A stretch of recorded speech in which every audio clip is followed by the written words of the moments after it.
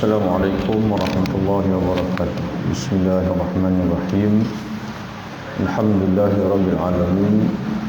Wassalatu wassalamu ala sayyidil mursalin nabiyina wa habibina wa syafi'ina Muhammad bin Abdullah wa ala alihi wa ashabihi wa man tada bihadihi wa istanna bi sunnatihi ila yaumiddin, amma ba'd. Kita sambung tadabbur kita daripada surah Al-Furqan dari ayat 58 hingga 77, yaitu ayat-ayat yang menceritakan berkenaan dengan Tuhan yang Maha Rahman dan juga Ibadur Rahman. Tuhan yang Maha Rahman, Ar-Rahman, yakni Allah Subhanahu wa taala, kemudian diikuti dengan Ibadur Rahman, hamba-hamba Tuhan yang Maha Rahman. Kita sampai pada sekalian pada ayat kita malam ini, ayat 60. Qala Allah Subhanahu wa taala, a'udzu billahi minasyaitonir rajim. Bismillahirrahmanirrahim. Bagi tuan-tuan yang ada mushaf, buka surat 365.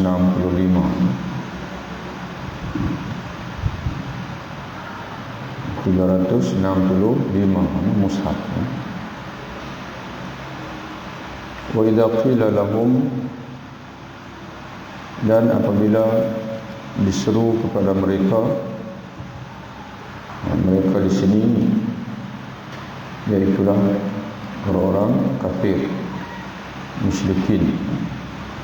Apabila mereka diseru ataupun diajak, usjudu, bersujudlah kamu kepada Tuhan yang Maha Rahman.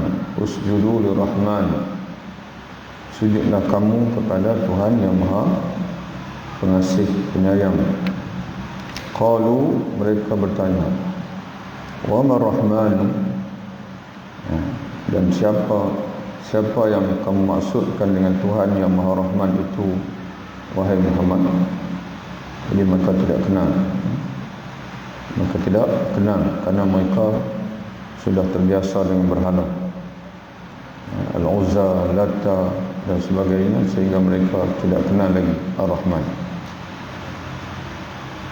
Sama juga sebagaimana kita tengok hari ini, walaupun kita perhatikan orang Nasrani, orang Kristian, mereka asalnya adalah pengikut Nabi Musa AS, tapi sudah tidak kenal lagi Allah, kerana mereka biasa dengan sebut Tuhan, anak Tuhan, dan mereka tidak kenal Tuhan nama apa.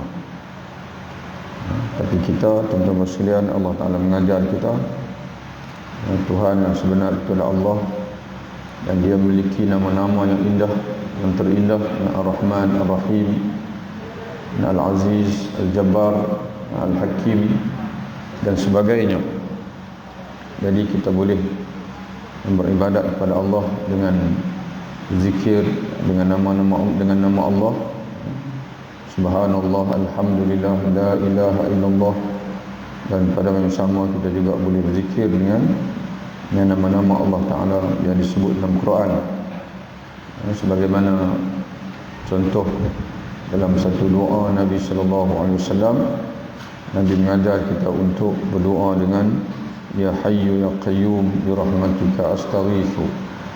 Dalam doa yang lain Nabi mengajar kita untuk berdoa, Allahumma antal awwalu laysa qablaka syai' wa antal akhiru laysa ba'daka syai' wa antal zahiru laysa fawqaka syai' wa antal batinu laysa dunaka syai' faqdi 'anna dayn wa aghnina 'anil faqri. Ya Allah, Engkaulah Tuhan yang Maha Awal, yang tidak ada yang wujud sebelum Engkau sesuatu pun, kerana Engkau sahajalah yang sedia ada, adapun yang lain semuanya berpermulaan. Engkaulah yang Maha Akhir, tidak ada yang mengatasi kewujudan Engkau sesuatu pun, kerana yang lain semua akan binasa, akan musnah, dan Engkau saja yang akan kekal sehingga bila-bila, dan Engkau bersifat dengan baqa, Engkau lah yang maha nyata dari segi tanda-tanda kewujudanmu ya Allah. Tidak tersembunyi tanda-tanda kebesaran dan keesaanmu, kerana segala alam ini menunjukkan kepadamu ya Allah. Laisa fawqaka syai', tidak ada yang lebih nyata, yang lebih jelas daripada engkau dari segi kekuasaan dan juga tanda-tanda kewujudannya. Walaisa dunaka syai' wa antal batin, dan engkau lah yang maha tersembunyi, yakni zat engkau lah yang maha tersembunyi. Tidak ada yang lebih tersembunyi daripada engkau ya Allah. Maka dengan keberkatan nama-namamu itu ya Allah, engkau bebaskanlah kami, langsaikanlah hutang kami. Itu yang Nabi nak minta tu. Dua permohonan itu yang ujung, tapi Nabi bertawassul dengan nama-nama Allah, 4 nama Allah. Faqdi anna dain, langsaikanlah hutang kami ya Allah. Waghnina, kayakanlah kami daripada kefakiran, jadikanlah kami kaya, jangan dibelenggu, supaya kami tidak dibelenggu oleh fakir yang berhajat kepada sesama makhluk. Jadi orang-orang musyrikin maka tidak kenal Tuhan yang Maha Rahman. Sebab itu mereka berkata bila diajak, sujudlah kamu kepada Tuhan yang Maha Rahman yang telah melimpahkan kasih sayang kepada kamu. Jangan sujud kepada berhala-berhala yang tidak pernah menganugerahkan apapun kepada kamu. Sebalik Tuhan, yakni Allah Subhanahu Wa Taala, dialah Tuhan yang Maha Pengasih, Maha Penyayang. Sujud kepada Dia. Maka bertanya, wa ma Rahman, siapa? Rahman itu siapa? Adakah Rahmanul Yamamah? Kerana di sana ada seorang tokoh Arab yang nama Rahman juga. Adakah Rahman yang itu? Mana mereka nak terli? Rahman Al-Yamamah, Musailamah Al-Kazab.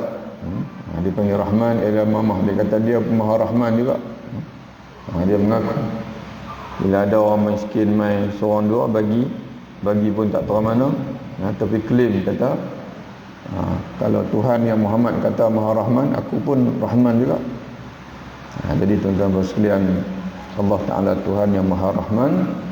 Sejauh mana rahmannya Allah Ta'ala ni, pengasihnya, melimpahnya rahmat Allah ini, maka Allah Ta'ala sebut dalam suratul Fatihah, Allah Ta'ala ulang Ar-Rahmanur Rahim setelah dia menyebutkan Rabbil Alamin.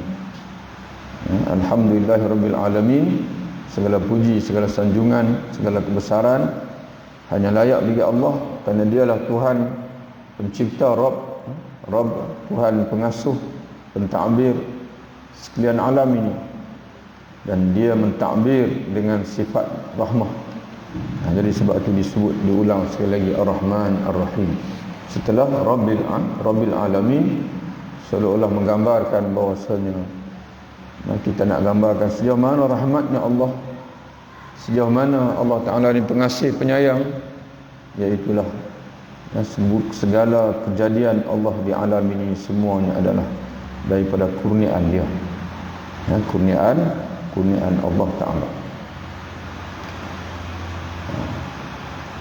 Anasjudu lima ta'muruna, apakah kami perlu sujud kepada Tuhan yang kamu menyuruh kami supaya menyembahnya, padahal kami tak percaya pada Tuhan itu, pada Allah.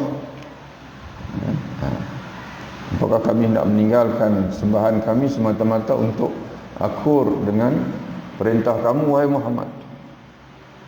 Wazadahum nufura, dan menambah, sepatutnya dakwah yang disampaikan oleh Nabi Muhammad SAW itu menambahkan iman, tapi sayangnya zadahum nufura, menambahkan keliaran. Nufur makna liar, mereka semakin liar. Apa sebabnya? Sebab sombong, kerana kesombongan. Tabarakalladzi ja'ala fis sama'i burujan.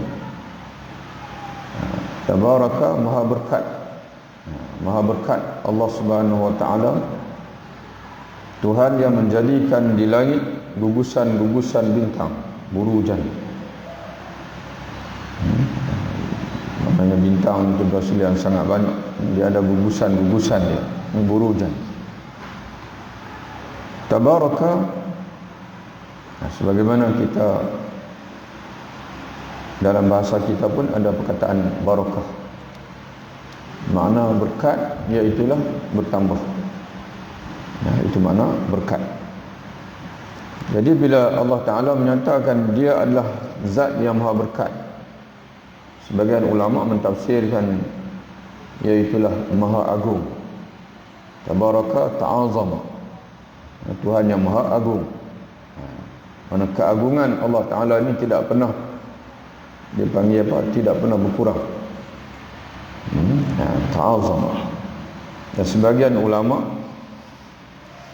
mentafsirkan tabaraka iaitu Allah Ta'ala ini zat yang sentiasa melimpahkan kebaikan. Jadi sebab itu tuan-tuan sekalian, kalau hidup kita ini nak keberkatan, kita kena sentiasa menyebut nama Allah. Kita sentiasa beribadah kepada Allah. Karena Allah Ta'ala itu sendiri dia adalah mazat yang maha berkat, yang maha melimpahkan keberkatan. Tabaraka azumat barakatur rahman wa kasra khairuhu. Itu makna tabaraka alladhi, sentiasa bertambah keberkatan Tuhan yang maha rahman, dan juga sentiasa bertambah kebaikan dia. Setiap orang yang menyebut nama Allah, kehidupan dia akan berkat. Dan setiap orang yang menjaga ibadat, dia akan diberkati oleh Allah. Dan begitu juga dalam surah Al-A'raf, kalau tuan-tuan dan puan masih ingat, kita selalu juga sebut ayat ini. Allah Ta'ala menyebutkan, "Lau anna ahlal qura amanu wattaqau lafatahna alaihim barakatin minas sama'i wal ardh." Jika sekiranya penduduk suatu negeri itu beriman kepada Allah, wattaqau, dan juga bertakwa kepada Allah, lafatahna, sungguh-sungguh atau benar-benar kami akan bukakan kepada mereka pintu keberkatan daripada langit dan juga bumi. Itu tuan-tuan perhati, bukan setakat dipanggil berkat ini dia melimpahi individu, tidak, dia boleh melimpahi negeri. Jika sekiranya penduduk satu negeri itu beriman kepada Allah dan juga bertakwa kepada Allah.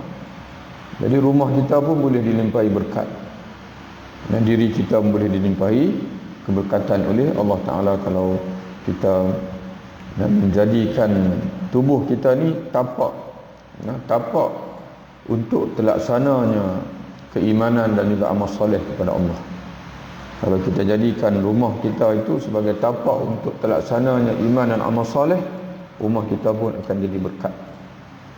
Sebab itu Nabi SAW pesan dekat kita, janganlah kamu jadikan rumah kamu seperti tanah kubur, tempat kuburan. Kuburan ni tuan-tuan sekalian, tempat bersemadinya dipanggil orang mati, orang yang mati jasad. Jadi begitulah juga rumah boleh jadi juga ibarat perkuburan. Ada orang dalam rumah itu, tapi rumah itu tak hidup. Mana dalam pengertian jiwa-jiwa orang dalam rumah itu dia tak hidup, jiwa-jiwa itu mati. Maka Nabi pun mengajar kita, bacalah Quran dalam rumah. Itu cara nak hidupkan rumah itu. Kemudian Nabi sebut lagi, jadikanlah sebahagian daripada sembahyang kamu dalam rumah. Sembahyang fardu kamu buat di masjid, di rumah buatlah sembahyang duha, sembahyang malam. Dan rumah yang dibacakan di dalamnya surah Al-Baqarah tidak akan dimasuki oleh syaitan dan tidak dapat ditembusi oleh sihir. Surah Al-Baqarah tidak akan dapat ditembusi oleh al-batalah, oleh sihir. Dan rumah yang dibacakan di dalamnya surah Al-Baqarah tidak akan dimasuki oleh syaitan. Itu contoh yang kita boleh faham daripada hadis Nabi SAW. Man laisa fi jawfi syai'un minal Quran, orang yang dalam dirinya tidak ada Quran, dia sama seperti kalbaitil kharib, sama seperti mana rumah yang runtuh.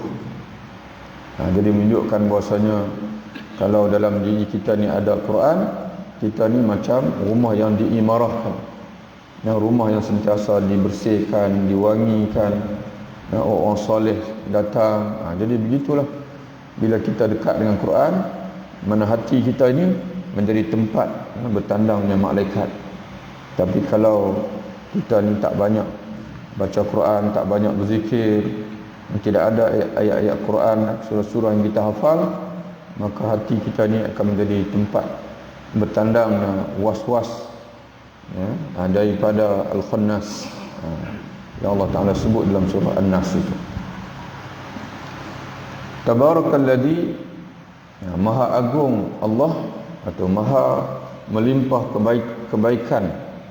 Maha agung Allah, atau tabaraka, atau maha melimpah kebaikan Allah, alladzi, Tuhan yang, ataupun zat yang ja'ala fis sama'i burujan, yang menjadikan di langit gugusan-gugusan bintang. Sebagian mufassir kata burujan maknanya ialah an-nujum al-kibar, bintang-bintang yang saiznya besar-besar. Allah yang jadikan.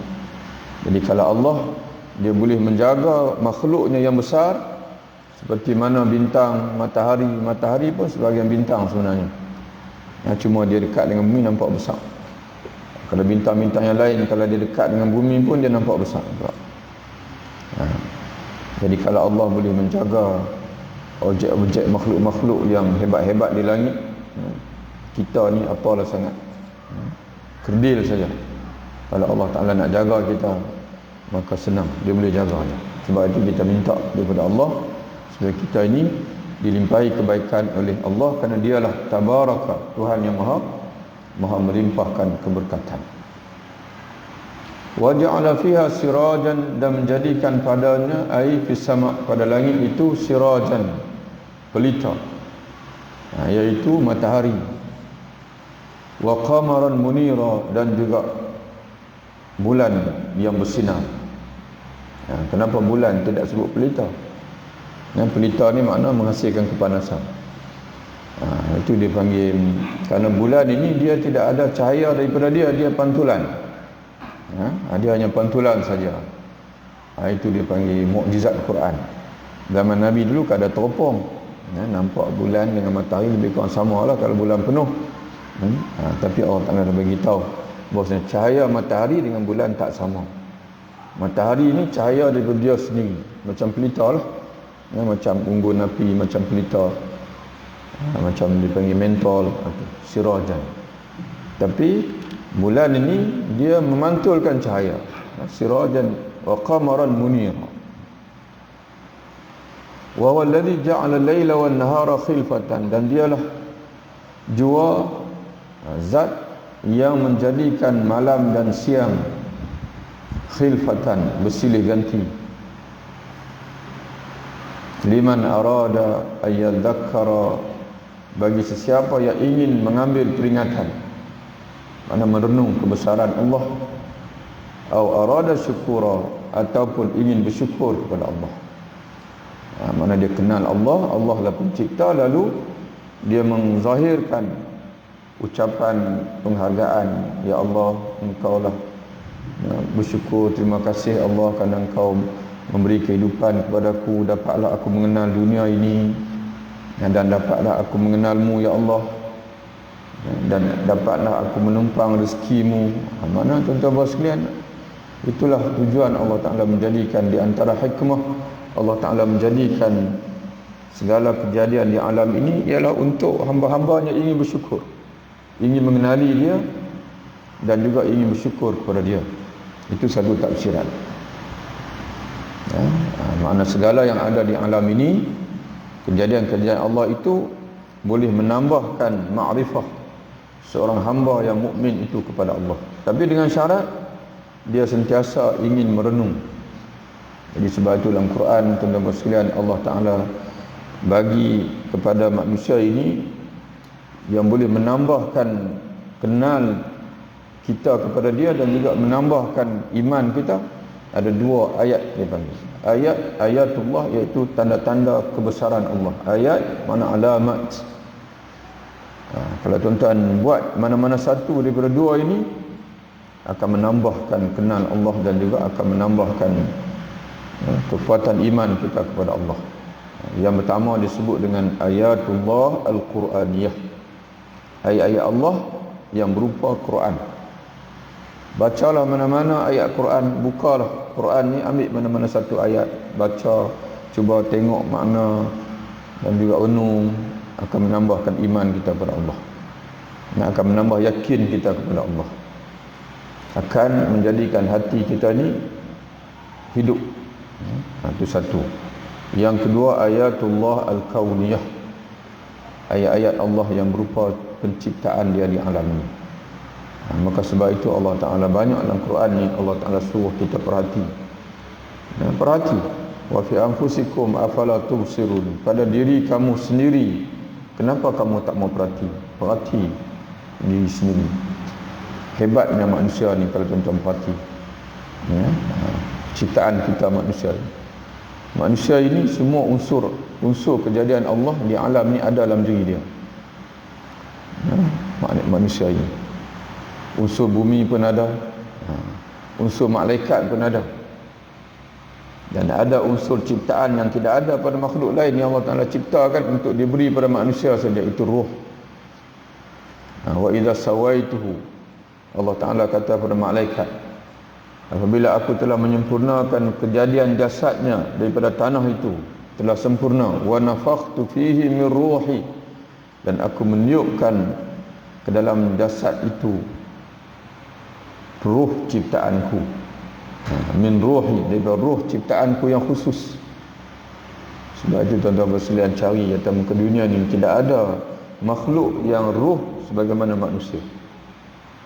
Mana ruh yang boleh mengenal Allah, ruh yang boleh dipanggil apa, menambah ilmu sejauh mana dia nak, dia boleh tambah, sehingga kan malaikat sendiri pun mengaku kalah dengan Adam AS.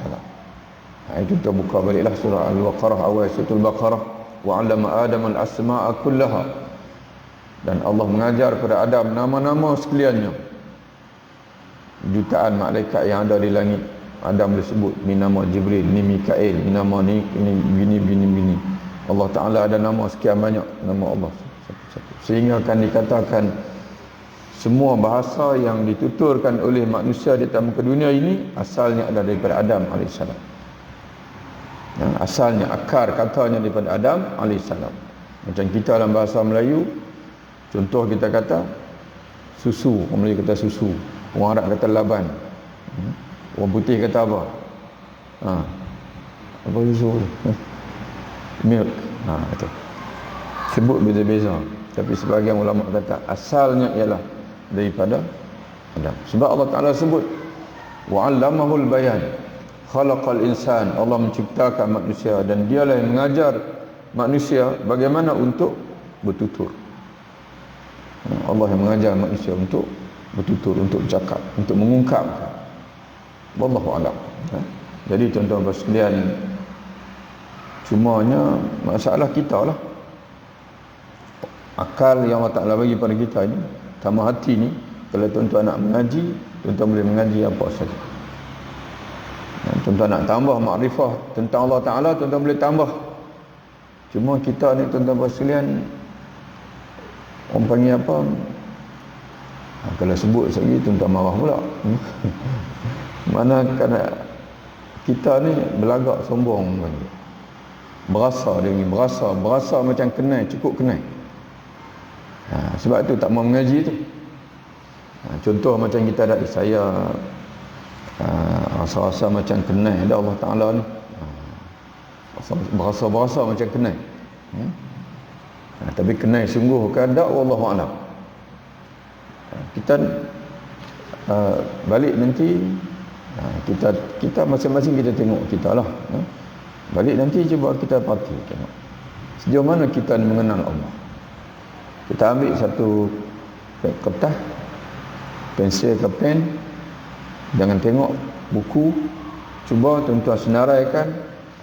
Nabi kata Allah Ta'ala ada 99 nama, man ahsaha dakhala jannah, Siapa yang menghitungnya, dia akan masuk surga. Kata ulama, sebagai ulama kata selalu berzikir dengan dia, selalu doa dengan dia. Tapi sebagian ulama kata barang siapa yang mempelajarinya, yang mengenali Allah dengan nama-nama ada itu, dia akan masuk surga. Jadi sekarang ni kita tulis daripada otak kita, yang ada dalam otak kita, nama Allah Ta'ala yang ada. Tulis dah Allah Ar-Rahman Ar-Rahim. Cuba tengok daripada 99 itu banyak mana ada. Rasa-rasa tak sampai 10, pen berhenti. Duk berasa saja kata kenal. Duk berasa saja kata kenal Allah Ta'ala, tapi sebenarnya tak kenal.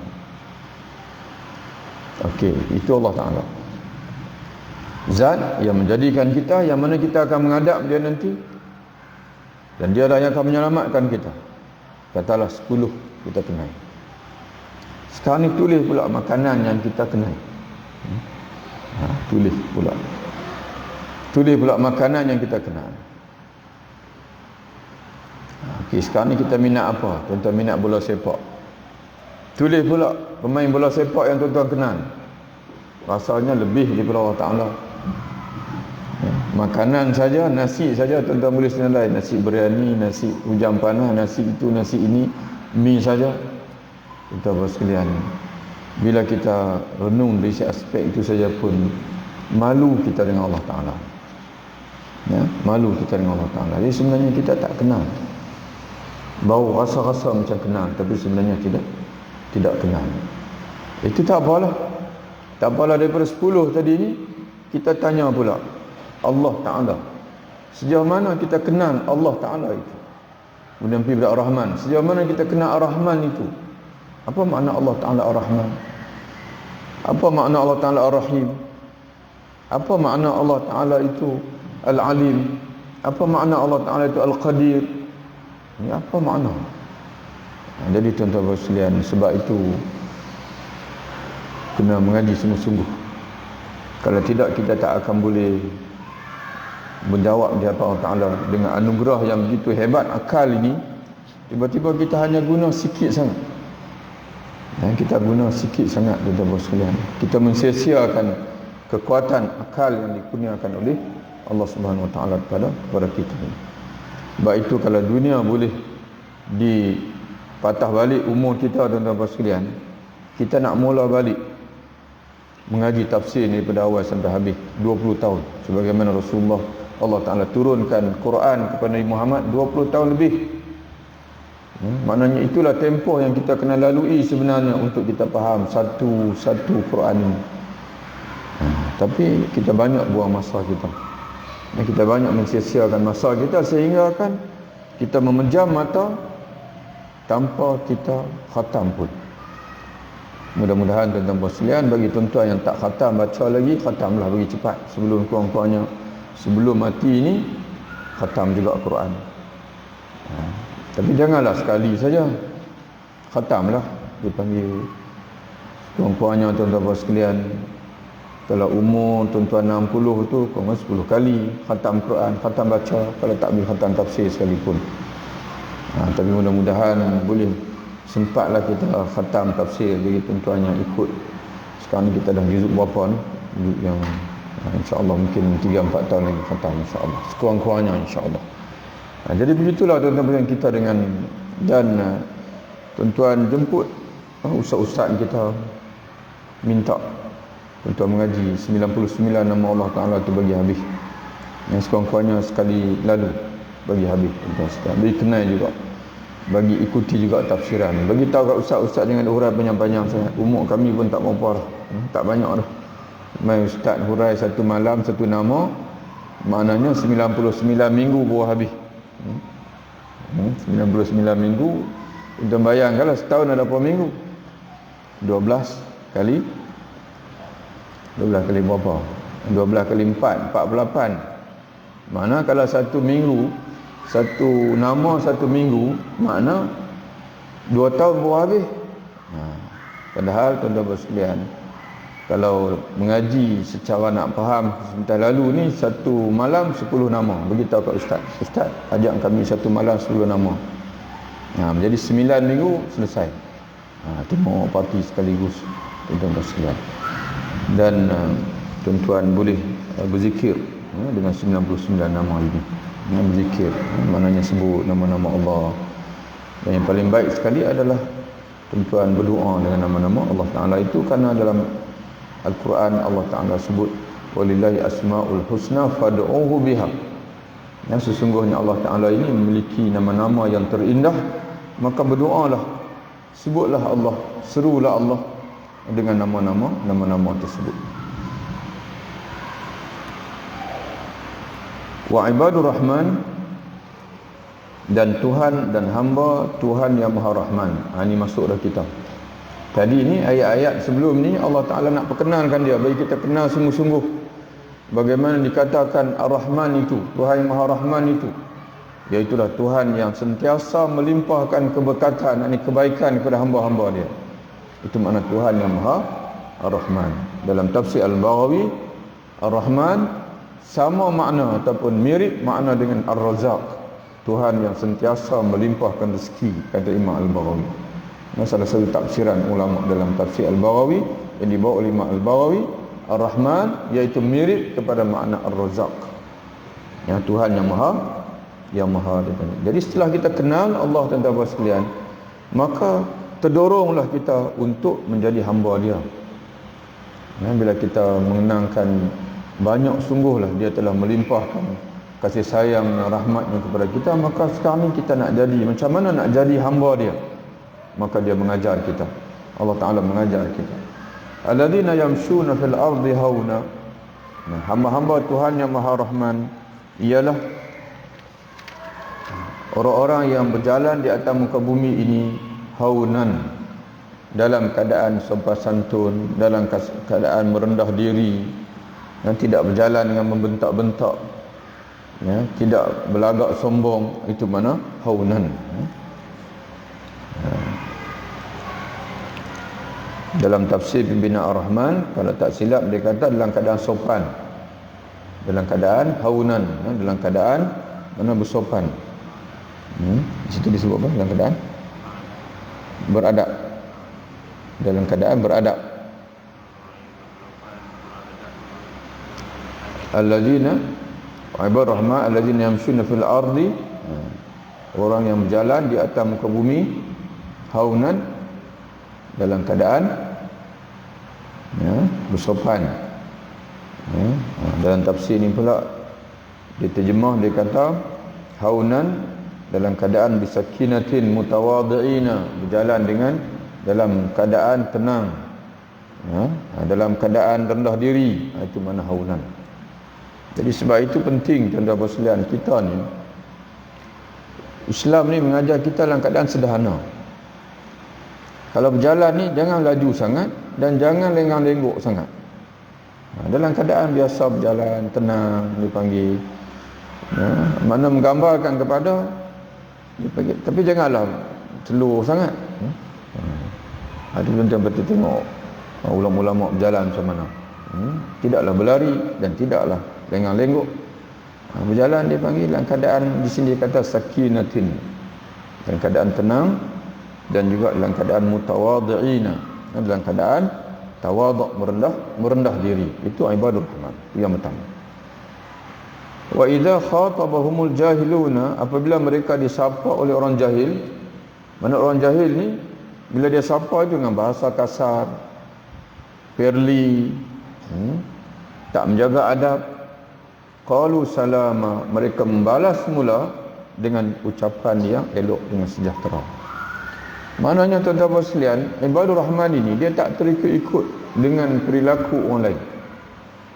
Dia akan stay, akan teguh dengan adab dia sebagai seorang muslim, iaitu kata Nabi, al-muslimuna man salimal muslimuna min lisani wa yadih.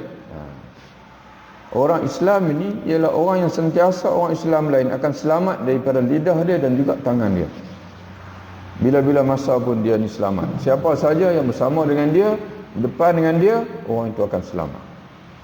Termasuk orang yang menghamburkan kata-kata kesat kepada dia, qalu salama, tetap dia akan balas dengan baik. Jadi sebab itu tuan-tuan sekalian, maknanya ini menggambarkan kepada akhlak. Ibadur rahman adalah orang yang sentiasa memelihara, menjaga akhlak mereka. Walladzina yabituna li rabbihim, dan orang-orang yang tekun beribadah kepada Tuhan mereka pada malam hari. Itu yabitun. Asal mana yabituna ialah bermalam. Pada malam hari untuk beribadah kepada Tuhan mereka, sujadan, dalam keadaan sujud, wa qiyamah, dan juga berdiri. Yakni semayanglah. Semayang itu ada dua tempat dalam semayang paling afdal, dan ulama khilaf. Kerana di sini Allah Taala sebut sujud dan juga berdiri. Mana lebih afdal bila kita salat? Memanjangkan berdiri ke ataupun memanjangkan sujud? Mana lebih afdal? Ulama khilaf. Sebagian ulama menyatakan memanjangkan berdiri, berdalilkan kepada sabda Nabi SAW, afdalus salati tulul qunut. Salat yang paling afdal ialah yang lama berdirinya. Di samping, tapi di sana ada juga ulama yang menyatakan bahawa paling afdal ialah lama sujud. Sebab Nabi SAW menyebutkan dalam satu hadis, aqrabu, saat paling hampir seorang hamba itu dengan Allah ialah ketika dia sujud. Fa'aksiru minad du'a, maka banyakkanlah berdoa. Tapi ulama menyatakan bahawa tidak semestinya saat paling hampir itu boleh difahami bahasanya maka dia paling baik. Karena kalau kita, Nabi sendiri pun sebut waktu sujud, ibadat kita ialah doa. Waktu berdiri pula, ibadat kita adalah baca Quran. Mana lebih afdal, baca Quran dengan doa? Maka sudah tentulah baca Quran, sebab dia kalamullah. Jadi tapi ala kulli ulama khilaf, dan yang rajihnya adalah kalau tuan-tuan nak lama dalam salat, di antara berdiri lama dengan sujud lama, mana satu? Maknanya yang afdal ialah berdiri lama. Kerana pada ketika itu tuan-tuan akan memanjangkan. Untuk berdiri lama tidak ada cara lain melainkan dengan memanjangkan bacaan Quran dalam salat. Jadi ibadur rahman, kalau betul-betul nak jadi ibadur rahman, kena rajin sembahyang malam. Ni yang kalah kita. Jangan kalah dengan sekalian. Kena menang. Mana kena kuat semangat. Kena bangun malam. Allah Taala sendiri sebut ibadur rahman, iaitu alladzina yabituna li rabbihim sujadan wa qiyamah. Orang-orang yang tekun beribadah pada waktu malam kepada Tuhan mereka dengan sujud dan juga dengan berdiri. Yakni maksudnya ialah dengan melakukan salat malam. Walladzina yaquluna rabbana, dan orang-orang yang berdoa kepada Allah. Yaqulun, yang mengucapkan, yakni berdoa kepada Allah, Rabbana srif anna, wahai Tuhan kami, palingkanlah daripada kami azab jahannam, azab neraka jahannam. Inna azabaha, sesungguhnya azabnya, kana gharama, adalah ia itu gharaman, berkekalan. Gharaman, berkekalan. Mana kerugian dia itu halakuhu mustamirran, kebinasaan dia itu bersifat lama. Bukan dia seketika. Itu mana gharaman. Dalam tafsir ini kata inna azaba yulazimu sahibahu, azab neraka jahanam ini akan dipanggil mengikuti, dipanggil penghuni neraka itu. Dia tak boleh nak keluar. Hatta orang beriman yang duduk dalam neraka sekalipun untuk seketika pun, tapi berbanding dengan dunia ini lama. Sebagai contoh tuan-tuan sekalian, wal'iyadzubillah, kita minta lindung dengan Allah. Kalaulah seseorang itu oleh kerana dia ada iman, dia masuk seketika dalam neraka, katalah dia masuk satu hari dalam neraka, satu hari di sana sama dengan 1000 tahun di sini. Ya, satu hari di sana sama dengan 1000 tahun di sana. Cuba bayangkan kalaulah dia masuk dalam setahun di sana. Setahun di sana sama dengan 80,000 tahun di sini. Jadi tuan-tuan sekalian, sebab itu menjadi satu sifat ibadur rahman ini, dia sentiasa berdoa, ya Allah, palingkanlah kami jauhkanlah kami daripada azab neraka Jahannam, kerana kami tahu ya Allah azab neraka ini panjang, lama. Innaha sa'at mustaqarra, bahkan sesungguhnya ia adalah seburuk-buruk, mustaqarran, tempat menetap, wa muqaman, dan juga kediaman. Neraka ini adalah seburuk-buruk, mustaqarran, tempat menetap, wa muqaman, macam kita selalu sebutlah iqamah ni makna kediaman, tempat kita, tempat dipanggil mendiami suatu. Dan selepasnya Allah Ta'ala sebut syurga pula hasunat, ayat 76 sebelum tutup. Jangan bimbang, lambat lagi nak sampai. Ustaz kalau duk duk tafsir panjang-panjang ni lambatlah. Tak tahulah tuan-tuan, dia mutakhir ni banyak pula cerita ni. Banding kalau tuan-tuan ikut kuliah kita dulu, mungkin umur semakin meningkat kot, wallahu a'lam. Sebab tu nak kena buat nota. Sebelum hadir kat tuan-tuan tu nak kena tulis nota lah. Kalau tidak dia banyak, orang panggil apa, orang kata dia panggil huraian banyak sangat, lambat habis. Lambat habis tuan-tuan sekalian. Orang kata apa, bukan kata tak elok, tapi dia jadi macam tuan-tuan baca kitab lah. Bila baca kitab lambat habis, tak habis. Itu masalah yang kita takut. Tafsir pun sama juga, bila lambat habis, bimbang takut tak habis. Ini sebab itu insya-Allah nanti mungkin kita kena buat nota sikit kot, nota setengah muka ke bagi kat tuan-tuan. Kita hurai kira satu malam tu habis nota tu, kira habis. Jadi taklah melalut sangat. Tak tahulah kot tuan-tuan puasa. Tak apa ustaz, bagi kami tak apa ustaz, hurai panjang-panjang pun tak apa. Tapi bagi anak tu balik duk tengok, kadang-kadang bila ada live ni balik-balik, kadang-kadang nak ambil masa juga semak balik kan. Tengok balik rakaman dalam apa ni Facebook tu, parti balik. Kok ada silap dan sebagainya. Betul kan? Jadi maknanya kadang-kadang sepatutnya kalau cadang ni tuan-tuan sekalian ni 2 siri saja ni cadang dah. Abanglah kat tuan-tuan, siri minggu lepas, minggu ni habis.